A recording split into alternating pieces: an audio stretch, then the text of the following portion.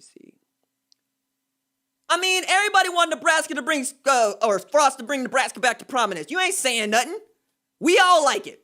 Who is this dude over here talking about Minnesota? What's your name? What's your name? Benjamin Schluckenbeyer? I can't even make that up. Like, that's his name. Look, Minnesota had one good year. One good year. The best year y'all had since Lawrence friggin' Maroney. Like, you talking about Jerry Kill. Minnesota? Nah, man, when we think about Minnesota, we think about 1940. We think about the 60s. Who is Minnesota to us? Like, who are you? Who are you? What are those?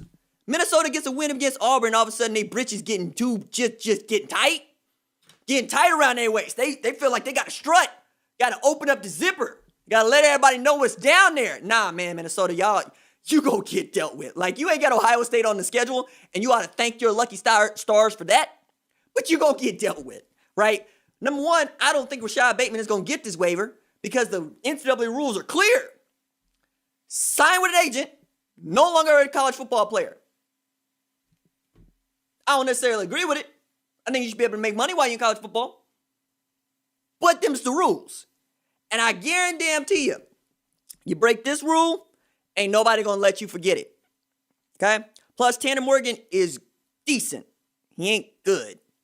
He had Tyler Vaughn, he had Rashad Bateman, and he had a 6th-year running back go for 1,100 yards. To say nothing of Antoine Winfield Jr. over there on the other side.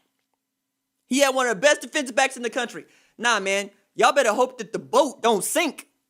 Minnesota. Minnesota can't even get past Wisconsin. Wisconsin tells you what they're going to do, and you still can't stop it. They say we're going to line up, we're going to run the damn ball, and we're going to play defense. You're going to get every bit of Jalen Berger and Jim Leonard's defense. If you can beat it, fine. If you can't, we're going to eat you alive.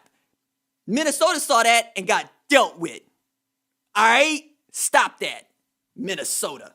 Can't stand Minnesota fans out here acting like you are more insufferable than Oregon fans. Oregon fans win one Pac-12 championship, win one Rose Bowl. Don't hear nothing from them. They still talking noise. They don't even get to play football this fall, we think. Man. Whatever. Random name. I appreciate that because like Wednesdays I try to interact with the chat because like on Mondays I talk with my best friend, Ron. And whenever it's just me doing the show, right? Y'all become a part of the show. Like if I had a producer that was in here, I'd probably be talking to him too. Let me see what we got in here. Is this the most talented Ohio State offense you have ever seen, better than last year? I mean, 2002 was pretty damn talented. Matter of fact, on the Saturday podcast, download the RJ Young Show podcast, I'm going to talk with Bobby Carpenter about just that. Yes, the Bobby Carpenter. So that's going to be fun. But nah, man, that team had Chris Gamble on it, had Maurice Clarett. Like, that team had dudes, right? That 2002 squad was pretty damn good. That 2012 squad was really good too. Like, it is legit. It is legit. And then that 2016 squad, Zeke, Michael Thomas, and I could stop there, right? Like, I wouldn't have had to go on. Wouldn't have to keep talking. It is good. It is real good. Let me see. What else we got here? RG, you excited about Nebraska versus Oklahoma for 2021? Man, it is the only silver lining of 2020. Because you know how pissed I would have been if I don't get that Nebraska game.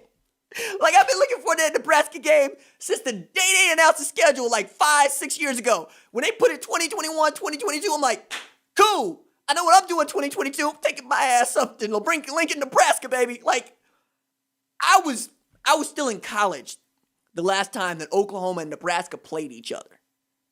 Right? I was broke. I ain't had no money. I couldn't go. Next year after next, come here, baby. Yes. Bring OU Nebraska to me. Yes, I'm hyped. Super hyped. Ready to go. What else got in here? Leave my UCF Knights alone. We did nothing wrong to y'all. All right. Here's the thing, man. I'm here for the Central Florida experience. Okay? I am. I really am. I'm like the only college football broadcaster who's like, no, give Central Florida 2017 national championship. Nobody else wants to agree. Matter of fact, my buddies over at College Football Nerds, they always try to dunk on me whenever I tell them I want to expand the playoff because they say, hey, there ain't but 3 or 4 teams that are good each year. Why do we need to expand the playoffs so that more watered down teams can get in? Be like, everybody deserves the same opportunity to get their ass kicked by Bama.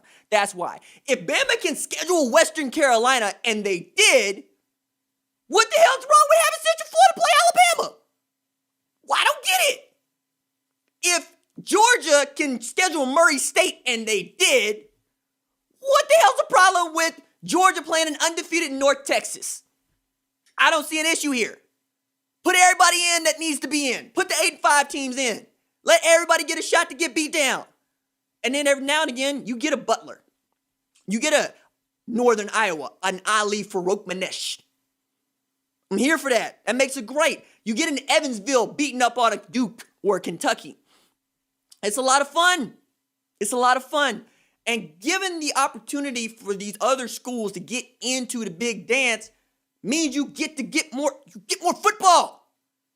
You make more money. Hello? Am I the only person that wants to see this sport actually overthrow the NFL? I would love that. The only way to do that is to expand the playoff. If you expand the playoff, you make college football less regional. You make it a national sport. And everybody's got the same stake in it. Now, right now, we talk about the Pac-12 versus the ACC, the Big 12 versus the Big 10. No, none of that. Have 24 teams in the playoff. Make your conference champions your automatic qualifiers.